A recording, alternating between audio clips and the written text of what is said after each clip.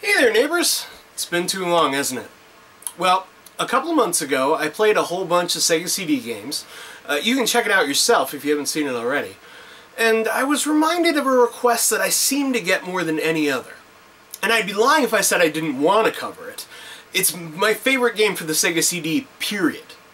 From the mind of Hideo Kojima himself comes a tale of heroism, sacrifice, and hitting on every woman in sight. It's Snatcher for the Japanese PC Engine CD.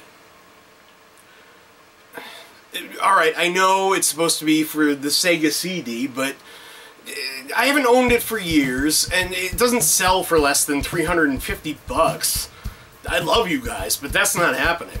Sorry, not sorry. What do you remember most about the games you used to play? Past the shorts are here to remind you of back in the day. PC or console, does not matter what you choose. Memories will be made even if you win or lose. The save file.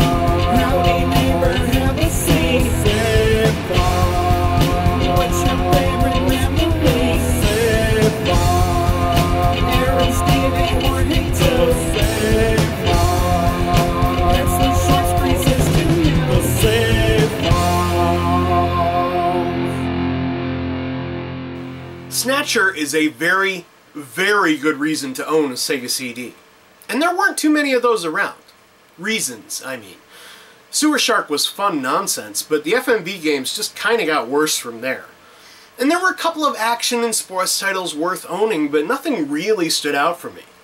Until Snatcher. Believe it or not, Snatcher came out in 1988. It was originally made for the NEC PC-8801 and the MSX2 computers in Japan. The game that most fans are familiar with was a CD-ROM remake, again released only in Japan for the PC Engine in 1992, and even got a Japanese-only re-release on the PlayStation and the Sega Saturn in 1996. Snatcher was only ever released in the States on the Sega CD in 1994. There are some obvious differences between the other versions and the Sega CD version I'm most familiar with, but we'll get to that later.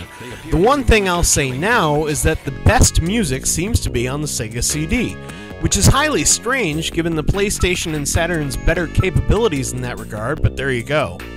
Snatcher is a weirdly awesome hybrid mix of sci-fi, horror, and text adventure game, with influences ranging from Blade Runner to Terminator. And if all that doesn't make you want to play it right now, stop watching this video and re-examine your life. Enough of the intro shit. Let's get to it. Snatcher opens with a 2-minute exposition dump, which would be irritating nowadays, but back then, a fully voiced and animated intro like this was still novel. And I gotta admit, it still looks and sounds cool, so I can forgive it. But after the title shows, the real magic happens.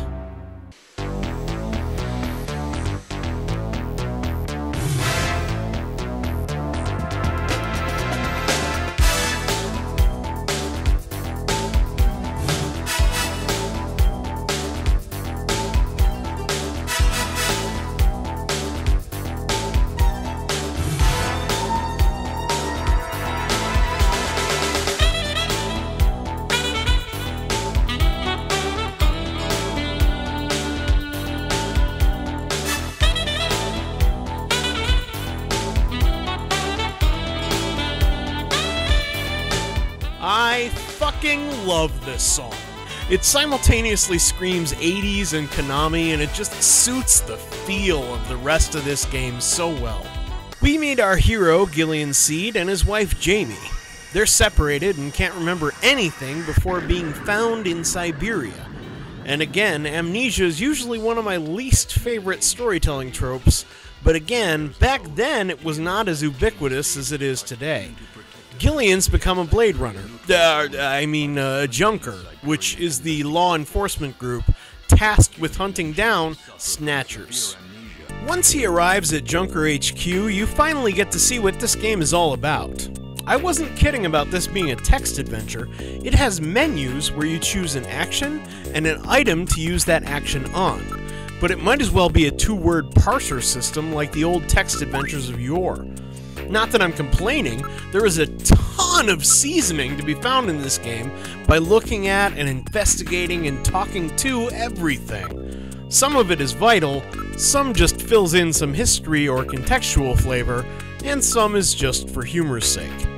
Speaking of talking to people, you'll learn pretty quickly about one of Gillian's dominant character traits. This guy hits on everything with a vagina. I'm dead serious. Literally every female character that appears on screen gets the treatment, and humorously, he even hits on a few who don't appear on screen.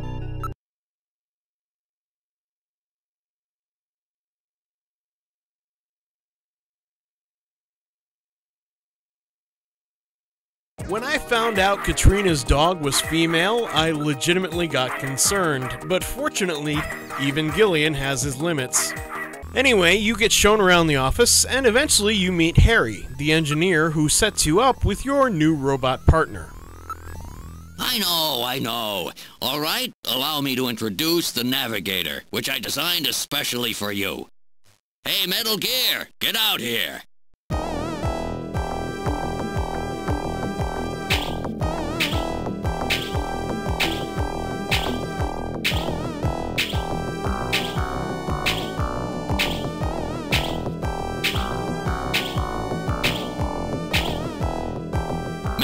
Introduce yourself. Yes, sir. Pleased to meet you, Gillian. I am Metal Gear Mach 2.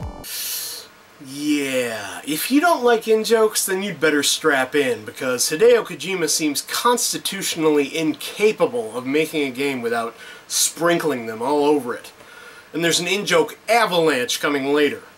It isn't long before you get a message from the only other junker on the force, which is questionable in and of itself. How the fuck does a government task force only get 2 roving agents? There are police departments in backwoods podunk towns with more manpower than this agency. Anyway, he tells you shit's going down, so you hightail it to back him up. And you find a creepy-ass warehouse. And before too long, you accidentally step in this.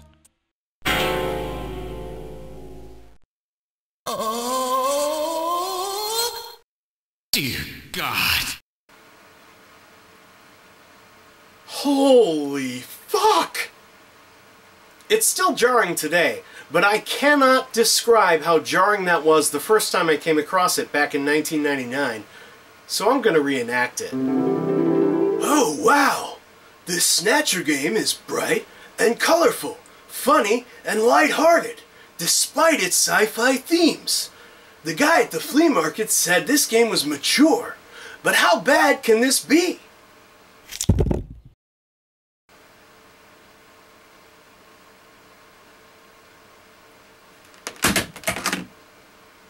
Yeah, it was surprising and off-putting, but it puts the fear of Snatchers into you in a big damn hurry, because one of them did that with its bare hands. I'd be noping myself out of there right about now, but Gillian's made of sterner stuff, so he sticks around, trying to investigate further. And it's right about here that you get introduced to the action portions of this game. You move your cursor around a 3x3 box of squares by pointing the D-pad towards the square you want, and press A to fire, and you shoot at the center by not pressing the D-pad in any direction at all. I'm sorry, did I call this action? I meant to say whack-a-mole.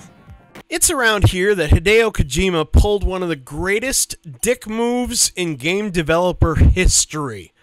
At one point, Metal Gear hears something, but you most likely won't, and you'll just put it down to a robot having better hearing than a human. But he'll insist that you, the player, turn the volume up on your TV. And sure enough, there's a consistent beep that was too faint to hear at normal volume levels. It's a neat fourth wall breaking moment from a developer who loves them. But if you're anything like me, you'll probably forget to turn the volume back down. And of course, this happens. Oh, I can't believe this stupid robot! Come on!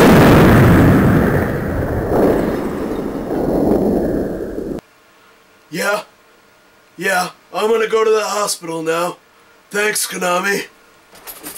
It's not like they didn't know this would happen. Metal Gear even comments on it. Jeez, my ears are really ringing. That's because you left the volume turned up. Snarky metal asshole. Anyway, now that you know Snatchers can rip people's heads off with their bare hands, you smartly decide to quietly retire and take up stamp collecting for a hobby. But Gillian, dumbass that he is, decides to keep investigating no matter what you want. He follows a trail of clues which eventually lead him to this character. Who the hell are you? I'm an acquaintance of Gibson. I need some information. You an investigator too, huh? Can't trust him. Alright, let's have the password. Is this racist? It seems racist. But against who? And how racist is it? I have absolutely no idea. And with the right answers, you'll find yourself inside outer heaven. Wink, wink. And if you think the game is done winking at you, you'd be wrong, because look who's there too. Dracula and Simon Belmont ironing out their differences over a drink, while Bill Reiser and Lance Bean from Contra and Goemon from, well, Goemon take in the show. And Sparkster appears to be captivated by something on the ceiling above Drac and Simon for some reason. Anyway, long story short, and this is a long game, so settle in for some serious sleuthing, you find a rather perplexing mystery on your hands that is so full of twists and turns that the ending takes 30 minutes to untangle them all, which was unheard of in 1994, and is still pretty exceptional today.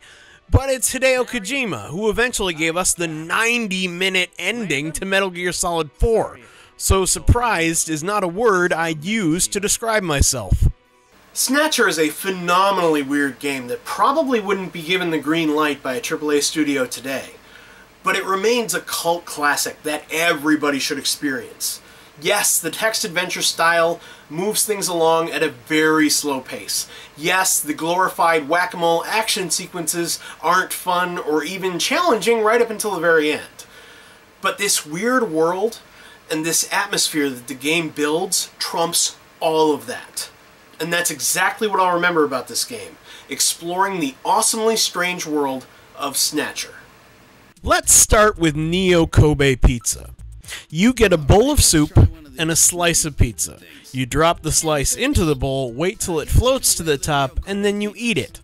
It sounds both amazing and awful at the same time, but I want to try it. There's all the hidden interactions you can have if you hunt for them, like those off-screen ladies Gillian hits on. I found those by having Gillian look around the city well after I'd found what I'd been looking for. Then there's some interactions that can be found simply by paying attention. Konami's phone number appears on the billboard in the city if you wait long enough, and then you can call them for a little fourth-wall-breaking humor.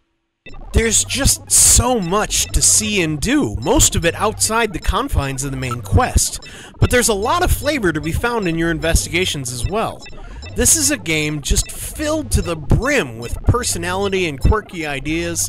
Yeah, it's a little sexist from time to time, but I still find it enjoyable. Like Jim Jeffries. Well, I hope you've enjoyed this trip down gaming memory lane. I'm gonna go make some more memories. But I plan not to make you wait so long before the next one. But we all know how my plans go. Well, I'm just gonna go.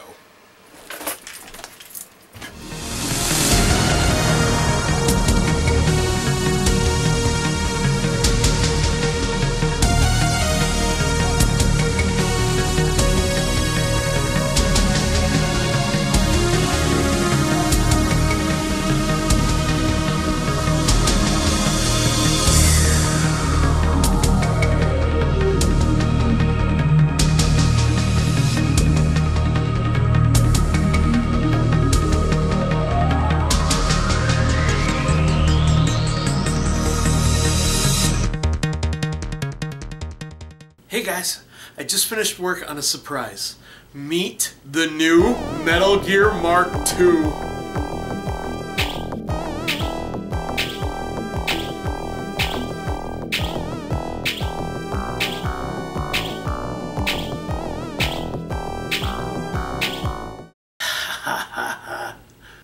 This is literally the dumbest thing you've ever had me do.